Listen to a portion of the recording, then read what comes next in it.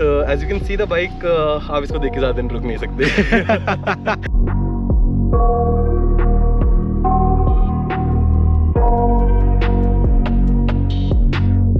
Initial versions of the old Himalayan, they definitely had some issues, but moving on to this, I think Royal Enfield ने इस पे इतना काम किया है, इसको इतना properly well engineered किया है। Anxiety filling up every space, no privacy, and silently it could build and build until you finally see, whoa.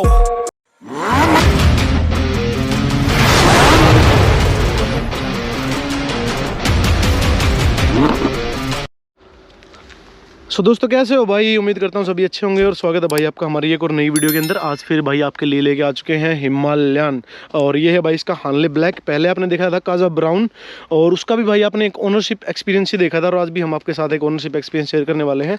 भाई बाइक है बिल्कुल नहीं, लेकिन सर ने जो है लेते ही भाई इसको लंबा ट्रैवल दे दिया, क्योंकि लंबी राइड पे निकल गए थे। और लंबी राइड पे निकलने के बाद डेफिनेटली एक्सपीरियंस तो हो ही जाता है कि व्हीकल आपका कैसा परफॉर्म करता है कैसा नहीं। सो आज ये जानने वाले हैं कि कितना कुछ फ़र्क था, और ये कलर चूज़ क्यों किया, और क्या कुछ प्राइस डिफरेंस देखने को मिला, और कैसी ये फाइनली बाइक लगी उनको। सो विवेक भाई एक बार, विवेक भाई पहली वीडियो में भी आ चुके हैं, क्योंकि एक हमने जो एक्सपीरियंस वो शूट किया था, डिफरेंस कैसा था वो भी बताना था आपको। अगर नहीं देखिए तो वीडियो देख लीजिए। विवेक भाई स्वागत आपका फिर से हमारे यूट्यूब चैनल पे। Thank you for inviting. और पहले तो आप ये बताइए कौन सी राइड पे आप इसको लेके निकल गए थे?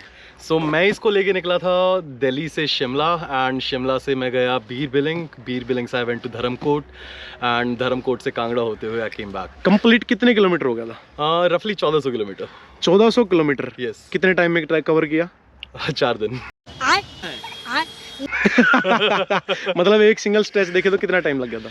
सिंगल स्ट्रेच देखे तो फिर जो मैंने इसका सबसे लंबा स्ट्रेच किया था दैट वाज लाइक पहाड़ों में आप ऑब्वियसली बहुत ज़्यादा किलोमीटर्स मंच नहीं कर सकते, बट आई रफली covered on an average like सबसे लंबे स्ट्रेच में 500 किलोमीटर एक दिन के, and that stretch was including both of them. Like I did highway speeds इस पे, I started from Ambala and I did highway speeds till Chandigarh and even on the highway till Shimla, and उसके बाद the twisty curves of Shimla, as you all guys know, the like beautiful on this thing, and obviously like this thing looks so beautiful that it's a head turner.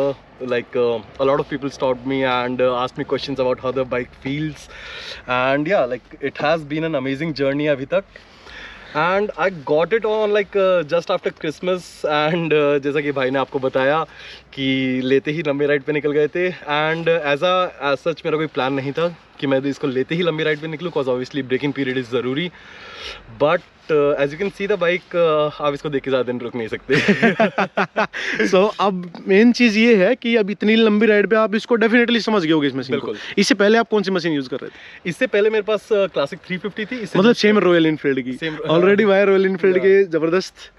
Like मेरे पास classic 350 वो मेरी खुद की personal bike थी। बाकी उसके अलावा मैंने जो इससे पुराना BS6 मॉडल था हिमालयन का, उस पर भी कंसिडरेबल अमाउंट ऑफ किलोमीटर्स किए हैं। I did the like same places, Dharamkot में उस बाइक पे गया हूँ, and these two bikes are like a world apart, and like the initial versions of the old Himalayan, they definitely had some issues, but moving on to this, I think Royal Enfield ने इस पे इतना काम किया है, इसको इतना properly well engineered किया है that there are small things like जो इसका air intake manifold है वो आपका टैंक के नीचे है, that increases its water weeding capacity।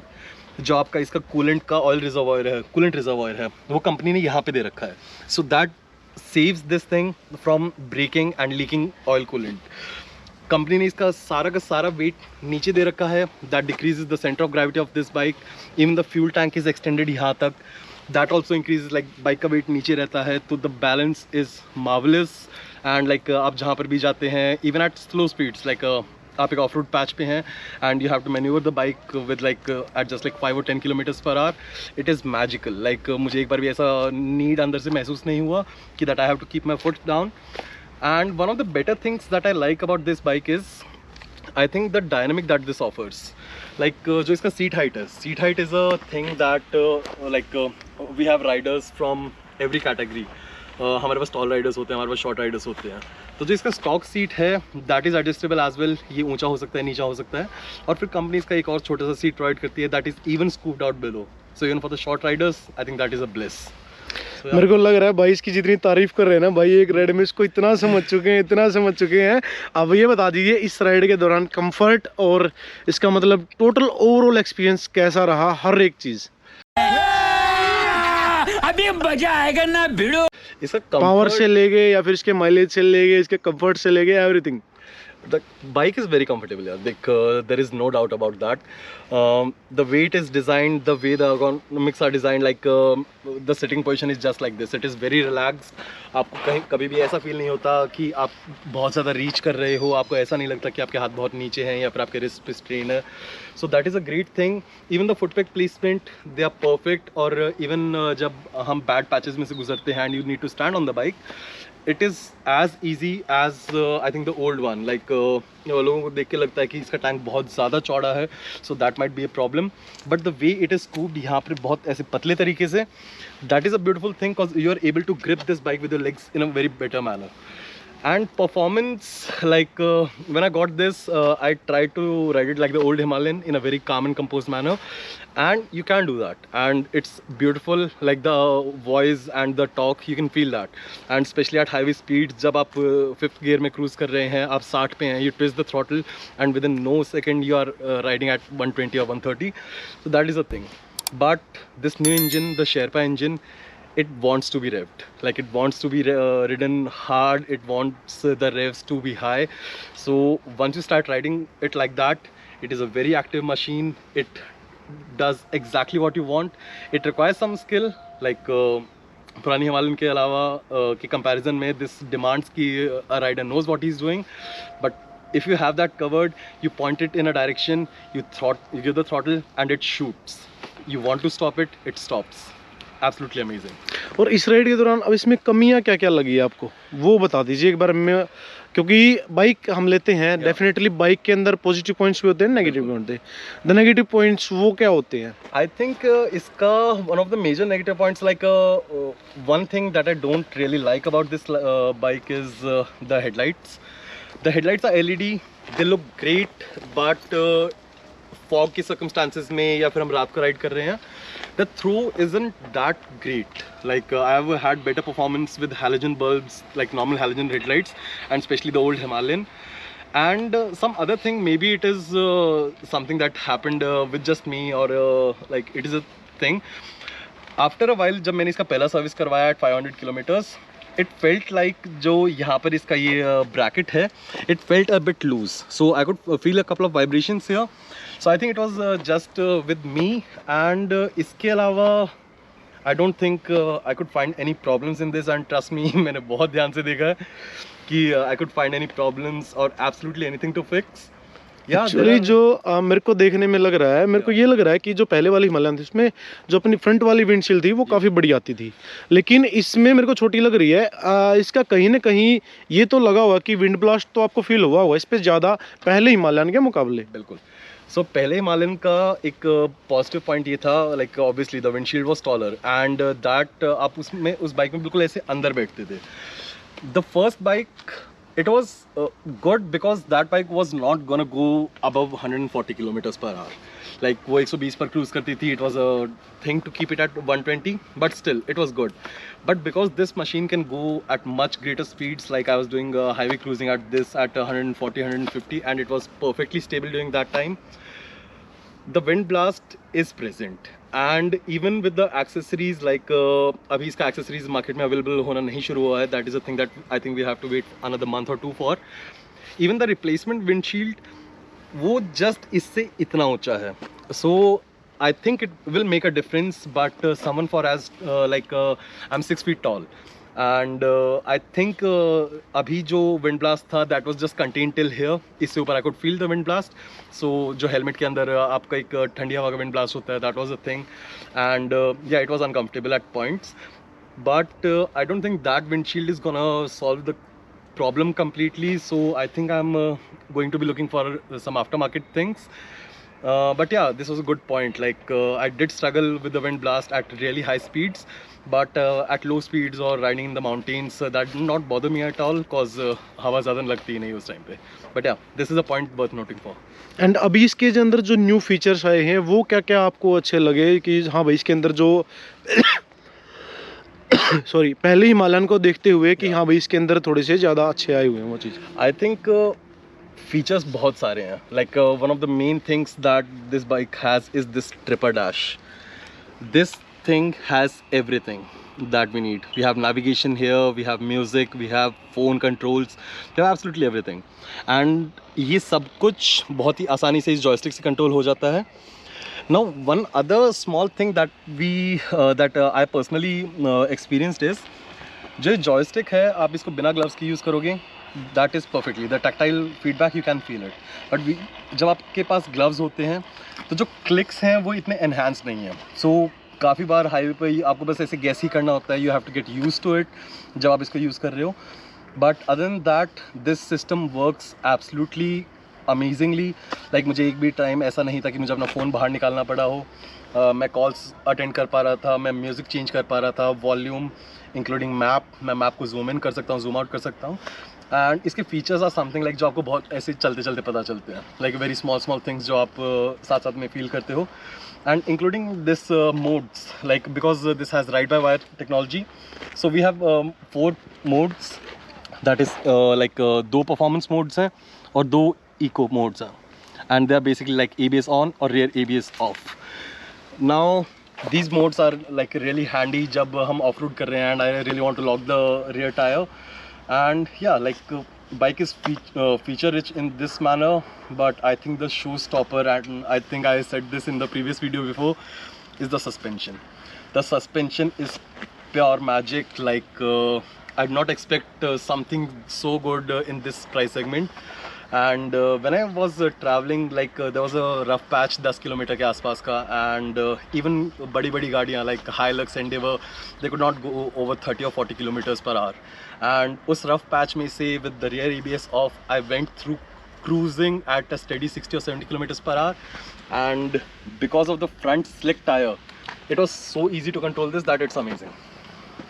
So yeah, features are just like everywhere. And suspension is one of the major parts of it. According to price कितने satisfied हो? Your price, if you look at the competition, it is definitely थोड़ा सा pricier.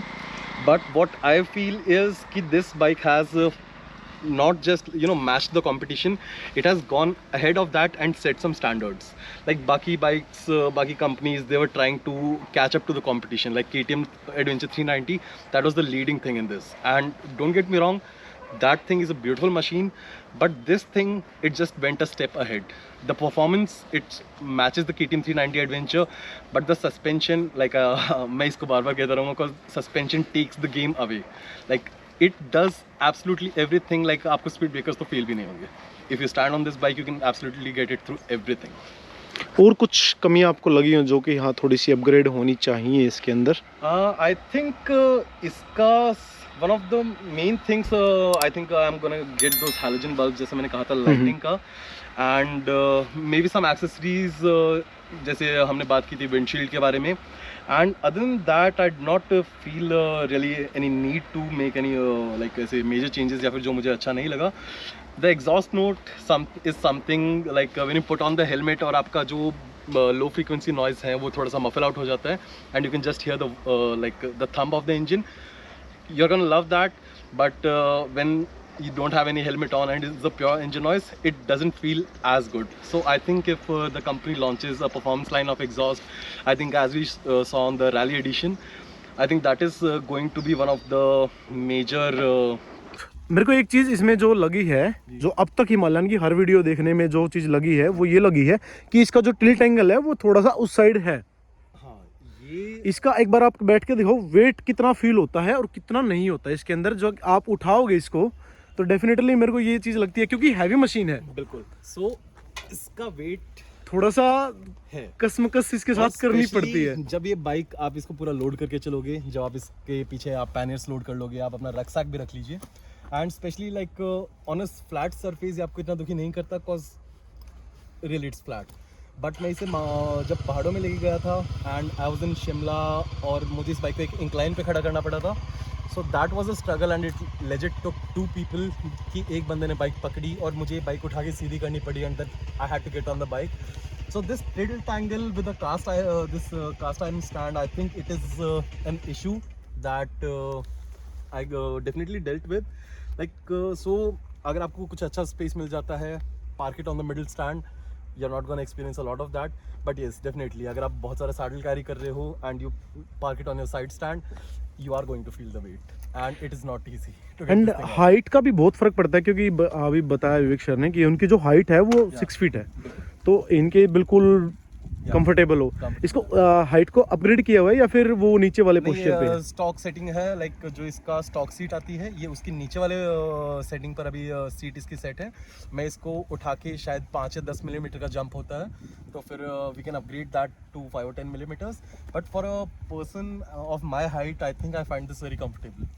Saddling के लिए कैसा है? मेरे ख्याल से जो पहले वाली हिमालयन उसमें मच बेटर होती थी या इस पे ज़्यादा होती है? आई think like with a pillion पीछे, like I did not have a pillion for the much of the ride with me, but for the small portion that I had a pillion, I think it is better on this one. Okay, Yeah. सो बहुत सारी चीज़ें जो इसके साथ भाई upgrade की गई हैं, और ये था सर का एक जेन्युइन रिव्यू हमारे चैनल पे। कैसा लगा आपको ये कमेंट सेक्शन के अंदर कमेंट करके जरूर बताना। थैंक यू विवेक सर, अपना एक बेस्ट ओपिनियन, अपना एक बेस्ट रिव्यू देने के लिए। और ये थी भाई न्यू हिमालयन। मेन चीज़ जो हमारी एक रहती है वो कलर को लेके रहेगी, जो कि हम इस वीडियो को शुरू करने वाले थे। मतलब वो कलर ये रह गया कि ये कलर जो है कितने रुपए कॉस्टली है। अपने जो सबसे बेस जो कलर आता है इसका, जिसे हम बोलते हैं काजा ब्राउन, और ये है अपना हानले ब्लैक। मेनली ये 3 वेरिएंट्स के अंदर आई है, इसमें 5 कलर हैं टोटल, लेकिन ये सबसे टॉप वाला है। कितना प्राइस महंगा पड़ता है? किस कलर को लेके पड़ता है शायद, और तो कुछ इसके अंदर अपग्रेड है नहीं। बाकी सब एग्जैक्टली सिमिलर है, लाइक काजा ब्राउन और इसमें कलर के अलावा दैट इज लाइक दोनों बाइक एग्जैक्टली आइडेंटिकल हैं in terms of performance, engine और वॉट एवर। एंड ये colour I think, like I don't know the exact figures, but I think with the latest prices ये 30-35 हज़ार रुपये आपको ऊपर पड़ेगा। Like again I am not sure about the latest prices, but I think there is a considerable gap between the two colours. And like every colour जो भी इस bike में आया है काफ़ी सुंदर। Like Kaza brown is known for its simplicity, it has a matte finish, but Hanle black is just like this thing is too beautiful, like you see with the golden rims. Because golden rims. Yeah, like one of the major selling points of this color. And another thing is like this bike shines good. Like Hanle Black, it shines very well, and as long as you maintain it, it's a beautiful bike. And अभी के लिए भाई इसका price थोड़ा extend हो चुका है, तो मे बी ये आपको 360 या 370 के अप्रोक्स आपको देखने को मिलेगी। सो कैसी लगी आपको हमारी ये वीडियो, मेरे को कमेंट सेक्शन अंदर कमेंट करके जरूर बताना। सो इस वीडियो में इतना ही भाई, मिलते हैं आपसे फिर किसी नई वीडियो के अंदर। वीडियो अच्छी लगी तो क्या करना है, लाइक करना, शेयर करना, चैनल को सब्सक्राइब करना है, एंड मिलते हैं फिर आपसे फिर किसी ऐसी नई वीडियो के अंदर। That's it.